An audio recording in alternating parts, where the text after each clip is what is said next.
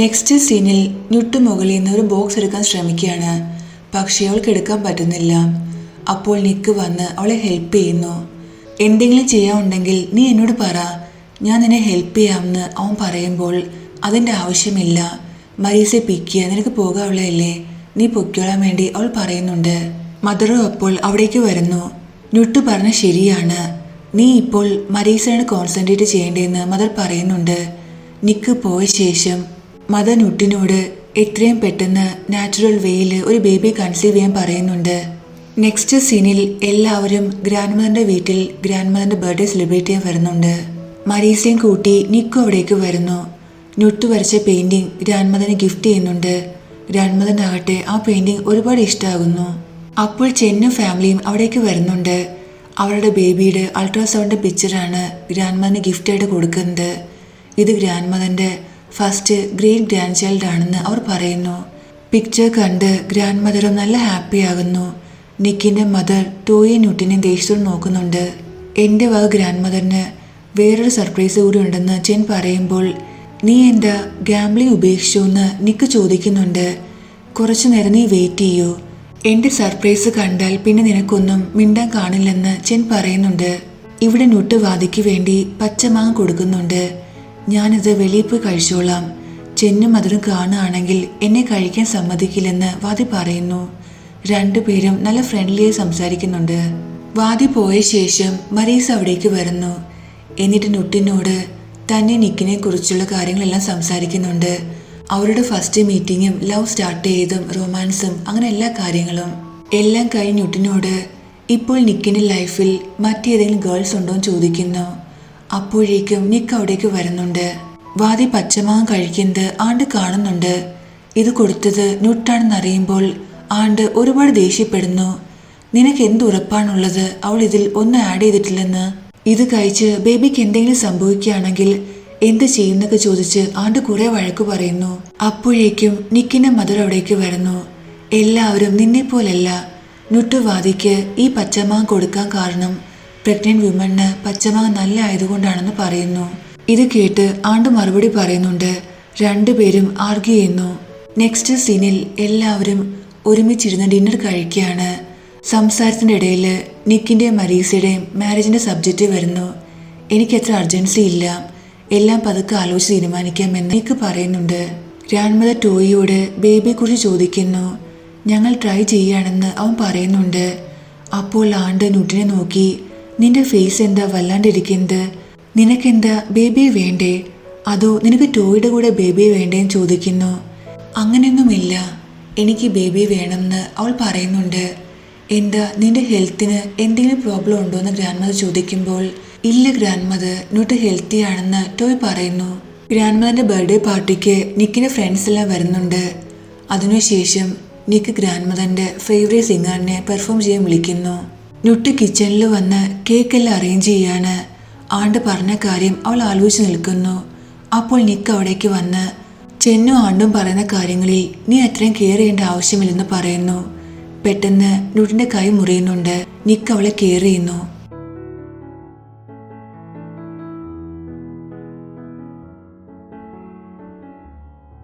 അതിനുശേഷം രണ്ടുപേരും കിച്ചന്റെ പുറത്തേക്ക് വരുന്നു.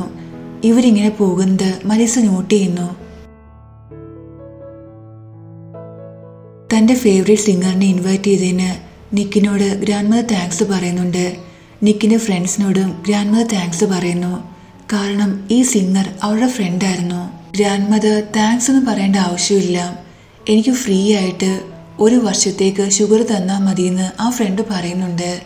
അത് പറയാൻ കാരണം ഇവർക്ക് ഷുഗറിന്റെ ഫാക്ടറിയാണ്. അതിനുശേഷം ചെൻ തന്റെ സർപ്രൈസ് റിവീൽ ചെയ്യുന്നു. അവൻ സ്ക്രീനിൽ ഞുട്ടിന്റെ സ്റ്റെപ്പ് ഡാഡിന്റെ ആ വീഡിയോ പ്ലേ ചെയ്യുന്നുണ്ട്. വീഡിയോയിൽ സ്റ്റെപ്പ് ഡാഡ് പറയുന്നുണ്ട്, ഞങ്ങളുടെ കടം വീട്ടാൻ പണം തന്നിട്ടാണ് ടോയ് മാരേജിന് വേണ്ടി ഞുട്ടിനെ ഹയർ ചെയ്തതെന്ന്. ഇത് കേട്ട് ഗ്രാൻഡ് മദർ ഷോക്ക് ആകുന്നുണ്ട്. അകത്തു വന്ന ശേഷം ഗ്രാൻഡ് മദർ അവരോട് എല്ലാ സത്യങ്ങളും പറയാൻ പറയുന്നു. ടോയ് ഗ്രാൻഡ് മദറിനോട് ഗ്രാൻഡ് മദർ കേട്ട ശരിയാണ്, മാരേജിന് പകരം അവരുടെ കടങ്ങളെല്ലാം വീട്ടാമെന്ന് മദർ അവർക്ക് ഓഫർ ചെയ്തിട്ടുണ്ടായിരുന്നു. പക്ഷെ ഇതിൽ സത്യമാണ്, എനിക്ക് ഞുട്ടിനെ കുട്ടിക്കാലം മുതലേ അറിയാമെന്ന്. ന്യൂട്ടിൻ്റെ മദർ സ്കൂൾ ടൈം മുതലേ എൻ്റെ ഫ്രണ്ടാണ്. ഞാൻ ആ പണം കൊടുത്തത് അവരെ ഹെൽപ്പ് ചെയ്യാൻ വേണ്ടിയാണെന്നും മദർ പറയുന്നു. മദർ അവർക്ക് ആ പണം കൊടുത്തത് ഡൗറി ആയിട്ടാണെന്ന് നിക്കും പറയുന്നു.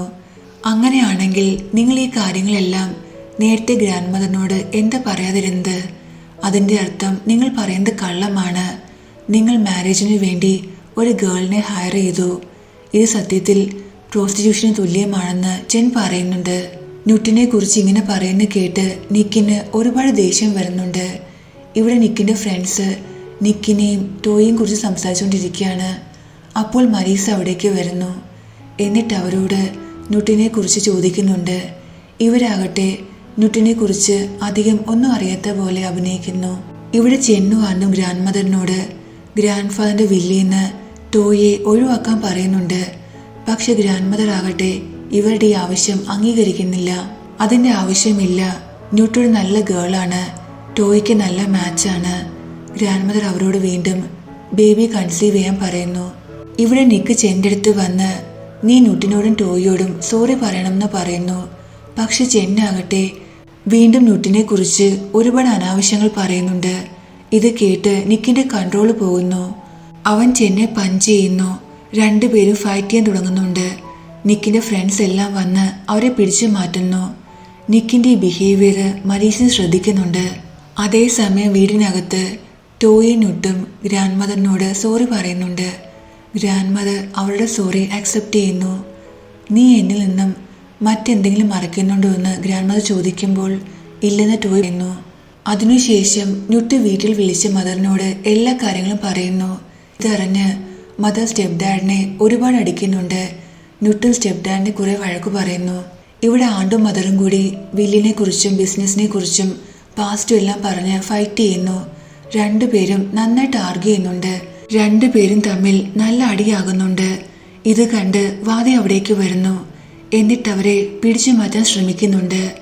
പക്ഷെ ബൈ മിസ്റ്റേക്ക് ആന്റെ കൈ കൊണ്ട് അവൾ സ്റ്റെപ്പിന് താഴേക്ക് വീഴുന്നു. ഇത് ന്യൂട്ട് കാണുന്നുണ്ട്. വാദി നന്നായിട്ട് ബ്ലീഡ് ചെയ്യുന്നു. എല്ലാവരും കൂടി അവളെ ഹോസ്പിറ്റലിൽ കൊണ്ടുവരുന്നുണ്ട്. ഡോക്ടർ ചെക്ക് ചെയ്ത ശേഷം വാദിക്ക് മിസ്കാരേജ് ആയെന്ന് പറയുന്നു. ഇത് കേട്ട് ചെന്നും മദറെല്ലാം ഷോക്കാകുന്നുണ്ട്. കാരണം ബിസിനസ് കൈയടക്കാനുള്ള ലാസ്റ്റ് ഓപ്ഷനായിരുന്നു ഈ ബേബി. നിക്കും ഫാമിലി ഹോസ്പിറ്റലിലേക്ക് വരുന്നു. വാദിക്ക് മിസ്കാരേജ് സംഭവിച്ചത് നിക്കിന്റെ കാരണമാണെന്ന് പറഞ്ഞ് ആണ്ട് മദറിനെ സ്ലാപ്പ് ചെയ്യുന്നുണ്ട്. ഇവിടെ വീണ്ടും നിക്കും ചെന്നും തമ്മിൽ ഫൈറ്റ് ചെയ്യുന്നു. എല്ലാവരും അവരെ പിടിച്ചു മാറ്റുന്നു.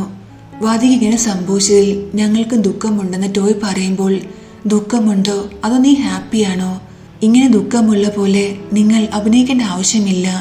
നിങ്ങൾ കാരണമാണ് വാദി സ്റ്റേഴ്സിന് താഴെ വീണെന്ന് ചെൻ പറയുന്നുണ്ട്. ഇത് സത്യമല്ല, ഞാൻ ആ ഇൻസിഡന്റ് കണ്ടെയാണ്. ഇതൊരു ആക്സിഡന്റ് മാത്രമായിരുന്നു എന്ന് ന്യൂട്ട് പറയുന്നു. നീ ഇവരെ സപ്പോർട്ട് ചെയ്യാൻ കാരണം നീ നിന്റെ ബോഡി ഇവർക്ക് സെല്ല് ചെയ്തുകൊണ്ടല്ലേ എന്ന് ചെൻ ചോദിക്കുന്നുണ്ട്. ഇത് കേട്ട് നിക്ക് ദേഷ്യത്തിൽ വീണ്ടും അവനെ പഞ്ച് ചെയ്യുന്നു. ന്യൂട്ടിനെ കുറിച്ച് ആരെങ്കിലും മോശമായി സംസാരിക്കുമ്പോൾ ന്യൂട്ടിന്റെ ഹസ്ബൻഡായ ടോയേക്കാളും മുന്നേ നിക്ക് ഇങ്ങനെ റിയാക്ട് ചെയ്യുന്നത് മരീഷ ശ്രദ്ധിക്കുന്നുണ്ട്. എല്ലാവരും വീട്ടിൽ വരുന്നു. മദർ വീണ്ടും അവരോട് ബേബി കൺസീവ് ചെയ്യുന്ന കാര്യം പറയുന്നുണ്ട്. നമുക്കിതിനെക്കുറിച്ച് പിന്നീട് സംസാരിക്കാമെന്ന് പറഞ്ഞ് ടോയ് റൂമിലേക്ക് പോകുന്നു. റൂമിൽ വന്ന ശേഷം അവൻ TV ഓൺ ചെയ്യുന്നു. അപ്പോൾ ചാർലിയുടെ ആ ഡ്രാമയാണ് പ്ലേ ചെയ്യുന്നത്. ഇത് കണ്ട് അവൻ ചാർലിയെക്കുറിച്ച് ഓർക്കുന്നു.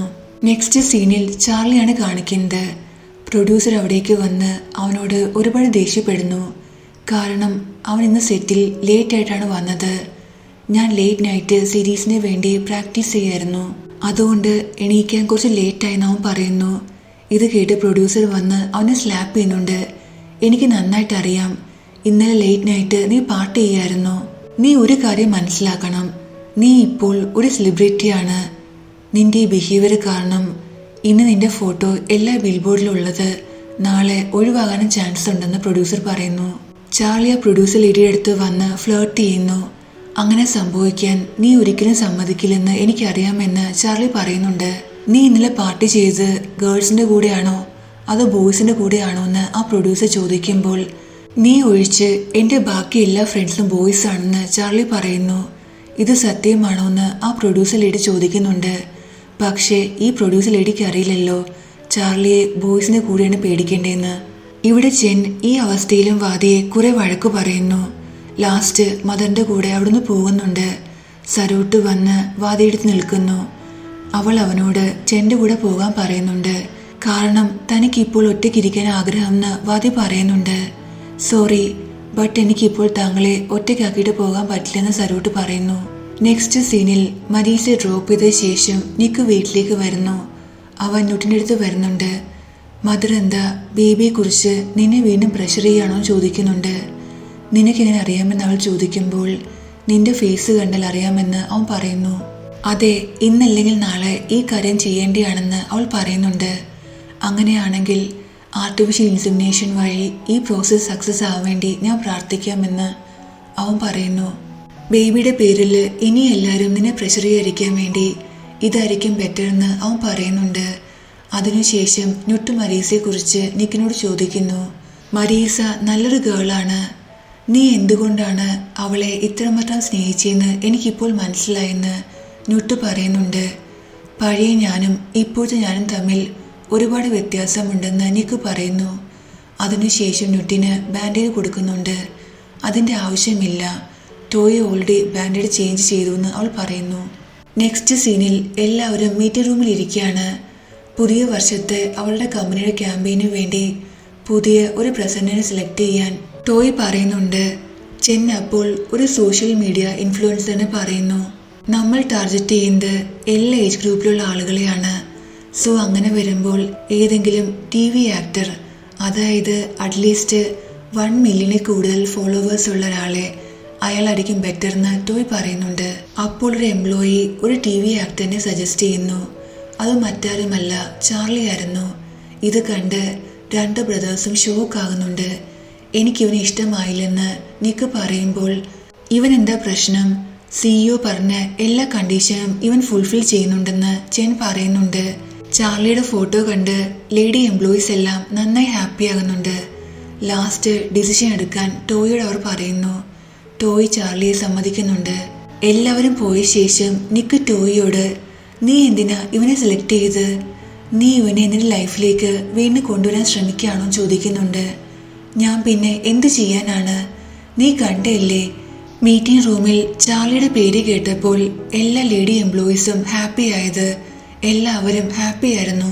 പക്ഷെ നമ്മുടെ കമ്പനിയുടെ പ്രസിഡന്റായിട്ട് മറ്റാരെങ്കിലും മതിയായിരുന്നു എന്ന് നിക്ക് പറയുമ്പോൾ നീ എന്തിനാ ഇത്രയും ടെൻഷൻ ആകുന്നത്, അല്ലെങ്കിൽ തന്നെ അവനെ ഇത്രയും ഫേമസ് ആക്കിയത് നീയല്ലേ. ട്രസ്റ്റ് മീ, എനിക്കിപ്പോൾ അവനോട് ഒരു ഫീലിങ്സും ഇല്ലെന്ന് ടോയ് പറയുന്നുണ്ട്. ഇവിടെ ആ കസിനോ ഓണർ ചെന്നോട് ഫൈറ്റ് ചെയ്യുന്നു. കാരണം ടോയുമായിട്ട് ഒരു ബിസിനസ് ഡീൽ ചെയ്യാമെന്ന് അവൻ അവരോട് പ്രോമിസ് ചെയ്തിട്ടുണ്ടായിരുന്നു. മദർ അവരോട് ഒരു ചാൻസ് കൂടി തരാൻ പറയുന്നു. ഇവിടെ ചെൻ സരൂട്ടിനോട് ഞാൻ ഗ്രാൻഡ് ഫാദറിൻ്റെ ഏറ്റവും വലിയ ഗ്രാൻഡ് ചൈൽഡാണ്, എന്നിട്ടും ഗ്രാൻഡ് ഫാദർ ബിസിനസ് എല്ലാം ടോയ്ക്ക് കൊടുത്തു. കാരണം അവൻ ഗ്രാൻഡ് ഫാദറിൻ്റെ ഏറ്റവും മൂത്ത മകനായതുകൊണ്ട്. താങ്കളുടെ പക്കൽ ഇപ്പോഴും ചാൻസ് ഉണ്ട്, കാരണം ടോയ്ക്ക് ഇതുവരെ ബേബീസ് ഒന്നും ആയിട്ടില്ലെന്ന് സരൂട്ട് പറയുന്നു. അങ്ങനെയാണെങ്കിൽ അവൻ ഒരിക്കലും ബേബി ഉണ്ടാകാതിരിക്കാൻ ഞാൻ ശ്രമിക്കുമെന്ന് ചെൻ പറയുന്നുണ്ട്. ഇതെല്ലാം മദർ കേൾക്കുന്നുണ്ട്. മദർ അവനോട് ബിസിനസ് എല്ലാം നമ്മുടെ പേരിൽ വരണമെന്ന് എനിക്കും ആഗ്രഹമുണ്ട്, പക്ഷെ അതിൻ്റെ അർത്ഥം എൻ്റെ മകൻ ആരെങ്കിലും കൊല്ലാനല്ലെന്ന് മദർ പറയുന്നു. ഞാൻ അവനെ കൊല്ലിയൊന്നുമില്ല, പക്ഷെ അവനെ ഹാൻഡിക്യാപ്പ് ആക്കുമെന്ന് അവൻ പറയുമ്പോൾ മദർ ചെന്നെ സ്ലാപ്പ് ചെയ്യുന്നു. എൻ്റെ മകൻ എപ്പോഴും നമ്പർ 1 ആകണമെന്ന് എനിക്ക് ആഗ്രഹമുണ്ട്, പക്ഷെ അത് ഇതുപോലെ ക്രൂവൽ മദേഴ്സ് യൂസ് ചെയ്തല്ല. നീ ഇങ്ങനെയൊക്കെ ചെയ്ത് ജയിലിലാകുകയാണെങ്കിൽ പിന്നെ എൻ്റെ അവസ്ഥ എന്തായിരിക്കും? അതുകൊണ്ട് മറ്റെന്തെങ്കിലും മെത്തേഡ് യൂസ് ചെയ്യാൻ മദർ പറയുന്നുണ്ട്. ഇവിടെ നുട്ടിൻ്റെ പേരൻസ് പുതിയ ഒരു വീട്ടിലേക്ക് ഷിഫ്റ്റ് ചെയ്യുന്നു. ഇനി ഇങ്ങനെ പ്രശ്നം ഉണ്ടാക്കരുതെന്ന് നുട്ട് പറയുമ്പോൾ സ്റ്റെപ്പ് ഡാഡ് അവളോട് സോറി പറയുന്നു. താൻ ഇനി ഒരിക്കലും ഇതുപോലെ വേറെ പ്രശ്നം ഉണ്ടാക്കില്ലെന്ന് അവളോട് പ്രോമിസ് ചെയ്യുന്നു. നെക്സ്റ്റ് സീനിൽ മരീസ അന്ന് നുട്ടിന് വേണ്ടി നിക്ക് ബ്രേസ്ലെറ്റ് വാങ്ങിയ ആ സെയിം ഷോപ്പിൽ വരുന്നു. എന്നിട്ട് സെയിം ഡിസൈനിലുള്ള ഒരു ബ്രേസ്ലെറ്റ് വാങ്ങിക്കുന്നുണ്ട്. ഫ്ലാഷ് ബാക്കിൽ കാണിക്കുന്നുണ്ട് അന്ന് നിക്ക് ആ ബ്രേസ്ലെറ്റുമായി വന്നപ്പോൾ മരീസയെ കണ്ടിട്ടുണ്ടായിരുന്നു. അവൾ ആ ബ്രേസ്ലെറ്റ് കാണുകയും ചെയ്യുന്നുണ്ട്.